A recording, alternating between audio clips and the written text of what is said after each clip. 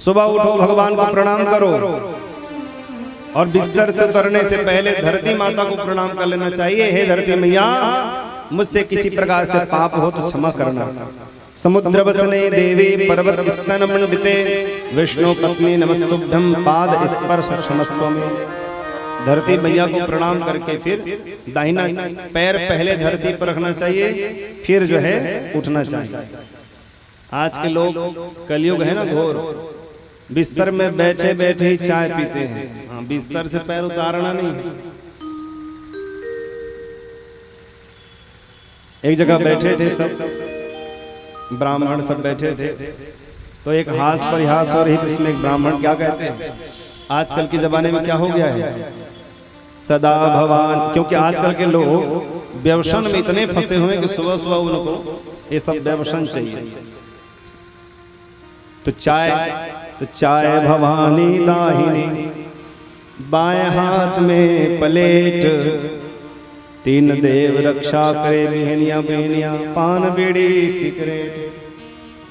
आज के घोर कलयुग के जमाने, तो प्रातः काल उठ करके दुनिया भर के काम नहीं, प्रातः काल उठ करके भगवान का स्मरण करो, व्यवसनों का त्याग करो और भगवान का भजन हमको करना चाहिए। तो अगर आपके घर में कुछ संकेत ऐसा दिख रहा हो तो समझ लेना चाहिए घर में संकट आने वाले हैं। उन संकटों से मुक्ति के लिए क्या करना चाहिए, उन संकटों से मुक्ति के लिए प्रदोष के दिन भगवान भोले बाबा को पार्थिव लिंग बना करके पूजा पहले से कर लो, ताकि आने वाला सारा संकट दूर हो जाए। उमापति महादेव की जय हो। सारा संकट ही दूर हो जाए। अब मैं आप लोगों को पार्थिव लिंग पूजन की महिमा कहता हूँ। यद्यर् पार्थिव माहेश लिंगस्य महिमाधुना सर्वोत्कृष्टस्य कथितो यासतो ब्रूहितं पुनः। पार्थिव लिंग की पूजा कौन कौन करते हैं आप लोग? मिट्टी से बना करके कौन कौन करते हैं? करते हैं? नहीं करते? अब पार्थिव लिंग की महिमा सुन लीजिए। घर में प्रदोष के दिन चाहे छोटा सा ही क्यों न बनाओ मिट्टी का, पार्थिव लिंग बना करके पूजा जरूर करो। सतयुग में रत्नों के लिंग का महत्व था, त्रेता में स्वर्ण के लिंग का महत्व था, सोने से बना हुआ। द्वापर में पारद लिंग का महत्व था और कलयुग में पार्थिव लिंग का महत्व है। सुंदर से मिट्टी पवित्र स्थान के ला करके आप जो है पार्थिव लिंग बना करके भगवान का पूजन करो। यथा पुरीषु सर्वासु काशी श्रेष्ठतमा स्मृता तथा सर्वेषु तीर्थेषु पार्थिवं श्रेष्ठमुच्यते। ब्रह्मा जी कहते हैं, नारद जी, जैसे सभी पुरियों में काशी जी को सर्वश्रेष्ठ माना जाता है, वैसे ही सभी शिवलिंगों में पार्थिव लिंग को सर्वश्रेष्ठ माना जाता है। पार्थिव लिंग सर्वश्रेष्ठ है। यथा व्रतेषु सर्वेषु शिवरात्रि व्रतम परम, सभी व्रतों में सबसे उत्तम व्रत है शिवरात्रि का व्रत। और इसी प्रकार सभी शिवलिंगों में सबसे पवित्र है पार्थिव शिवलिंग। हम सबको जरूर प्रदोष के दिन पार्थिव लिंग बना करके पूजन करना चाहिए। पार्थिव लिंग बनाओ। तो पार्थिव लिंग कैसे बनाएं? किसी नदी के तट से, पवित्र स्थान से, शमी के वृक्ष के नीचे से, विल्व के बेल के वृक्ष के नीचे से महेश्वराय नमः कहते हुए वहां से मिट्टी ले और मिट्टी का पिंड बनाए। पिंड बनाकर उसको घर को लेकर आए, घर में परात पर रखें। परात पर रख करके उसमें जो कंकड़ पत्थर हैं सब बाहर निकालें। बाहर निकालने के बाद उसमें गंगा जल का सिंचन करें, फिर कच्चा दूध का सिंचन करें, सुगंधित पदार्थों को सिंचन करें और सिंचन करके मिट्टी को बढ़िया सुंदर साफ सफाई करके एक गोला बनाएं। और उसी पिंड से दो भाग नहीं करना, याद रखिए। पार्थिव लिंग अखंड होनी चाहिए, नीचे की जलहरी और ऊपर का शिवलिंग वह जो है एक ही होना चाहिए। जलहरी पहले बना दी, ऊपर से शिवलिंग रख दिए तो वो दो भाग हो जाएगा, उसके पूजन से लाभ नहीं मिलेगा। इसलिए पार्थिव लिंग अखंड होने चाहिए, नीचे का जलहरी और ऊपर का शिवलिंग वो पार्थिव जो है अखंड हो, और उसी अखंड पार्थिव लिंग का जो है घर में आप विधि पूर्वक या ब्राह्मण को बुलाकर पूजा करा लो, या फिर आप जो है अपने से यथाशक्ति जैसा भी बने भगवान सांब सदाशिव का पूजन करें, जिससे आपके घर में आने वाले जो संकट हैं वे दूर हो जाएंगे। अगर आपके मन में किसी प्रकार की कामना हो तो कितने शिवलिंग बना करके पूजन करना चाहिए, इसको आप लोग श्रवण करें। बोलो हर हर महादेव। नीम के पत्ते पर कोई विद्यार्थी को अगर अच्छे नंबर से पास होना हो, या आपके बच्चे को बढ़िया नौकरी मिल जाए, ऐसी आपकी अगर इच्छा हो, तो हर हर, अगर आपकी इच्छा हो आपके बच्चे को नौकरी मिल जाए बढ़िया, तो 1000 शिवलिंग बना करके पूजन करना चाहिए। अगर आप पुत्रार्थी हो, आपको पुत्र की कामना है, आपको पुत्र चाहिए, तो 500 शिवलिंग बना करके पूजा करिए। अगर आप मोक्षार्थी हैं तो 1 करोड़ शिवलिंग बना करके पूजा करिए। अगर भूमि की चाह है, घर संपत्ति की चाह है, तो 1000 शिवलिंग बना करके आप जो है पूजा करिए। अगर आपके घर में कन्या नहीं है, कन्या की प्राप्ति करना चाहते हैं, तो 10,000 पार्थिव लिंग बना करके पूजन करना चाहिए। बोलो हर हर महादेव। ऐसे कामना के अनुरूप जो है पूजन करना चाहिए। अब श्री शिव महापुराण में एक बात आती है कि शिव जी में चढ़ा हुआ नैवेद्य ग्रहण करना चाहिए कि नहीं करना चाहिए। बोलो, शिव जी में नैवेद्य जो चढ़ा हुआ है प्रसाद, उसको ग्रहण करना चाहिए कि नहीं करना चाहिए। शिव भक्तः शुचि शुद्धः सद्व्रती दृढ़ निश्चयः भक्त एक शिव नैवेद्यम त्यजेद्याहं भावना। पवित्र मन से शिव जी में चढ़ा हुआ नैवेद्य ग्रहण करना चाहिए। ध्यान पूर्वक सुने सभी। पवित्र मन से शिव जी में चढ़ा हुआ नैवेद्य ग्रहण करना चाहिए। उसके लिए मन में जरा भी किसी प्रकार का ऐसा मन में भाव नहीं आना चाहिए कि नहीं ग्रहण करना चाहिए। शिव जी का नैवेद्य ग्रहण करना चाहिए। शिव नैवेद्य जैसे हाथ में आ जाए उसको तत्काल ग्रहण करना चाहिए।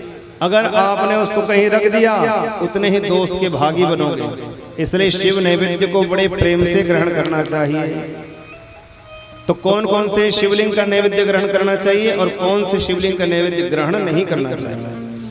पार्थिव लिंग बना करके शिवलिंग के ऊपर जो कुछ चढ़ा हुआ हो उसको ग्रहण नहीं करना चाहिए। ध्यान से सुनो। पार्थिव लिंग बना हुआ हो, उसमें अगर ऊपर में कोई आपने वस्तु पदार्थ भोग कुछ चढ़ा दिया हो, जैसे सेब को आपने स्पर्श कर दिया भोले बाबा से और अपने बगल में रख दिया, ग्रहण नहीं करना चाहिए। क्यों? शिव जी के मस्तक पर जो चढ़ गया उसमें चंड का अधिकार होता है, काल का अधिकार होता है, उसको आप ग्रहण नहीं कर सकते। उसको ग्रहण कौन करते? बोले अघोरी साधु लोग करते हैं, आप गृहस्थी नहीं कर सकते। इसलिए याद रखो, जो भगवान को भोग लगाया जाता है शिव जी को, वो दूर से ही जो स्पर्श करा करके चक्रायुध कर दिया जाता है, अर्थात भोग लगाने के बाद जल लेकर के, ध्यान से सुनिए सभी, मंदिर जाते हैं आप लोग, जब शिव जी को भोग लगाते हैं, आजकल पशुपतिनाथ का व्रत करते हैं, और क्या लेकर आते हैं वहां से? हलवा क्या लेकर आते हैं? जो भी भोग लगाते हैं, अगर शिव जी के ऊपर चढ़ गया तो उसको ग्रहण नहीं कर सकते, परंतु दूर में ही रख दिया और अनामिका के उंगली से जल लेकर उसमें ऐसे चौकोन घेरा कर देना चाहिए। चौकोन घेरा करके रख दो और बेलपत्र उसमें चढ़ा दो, ताकि शिव के कोई भी गण उसको जूठा न कर पाए। आप उसको घर ले जाओ और सबको उसको बांट सको, इसलिए उसमें घेरा करके बेलपत्र डाल देना चाहिए। अगर ऐसा नहीं किया तो शिव के गण उसको पालेंगे और उसको खाने से आपसे दोष लगेगा। इस तरह अगर स्वयंभू शिवलिंग हो, अपने से प्रकट, उसके ऊपर कुछ चढ़ा हो, उसको सालिग्राम भगवान से स्पर्श करके खा सकते हैं। बाणलिंग हो, लौहलिंग हो, सिद्धलिंग हो, इसका नैवेद्य सालिग्राम शिला से स्पर्श करके आप ग्रहण कर सकते हो, दोष नहीं लगेगा। ये बात ध्यान रखना है।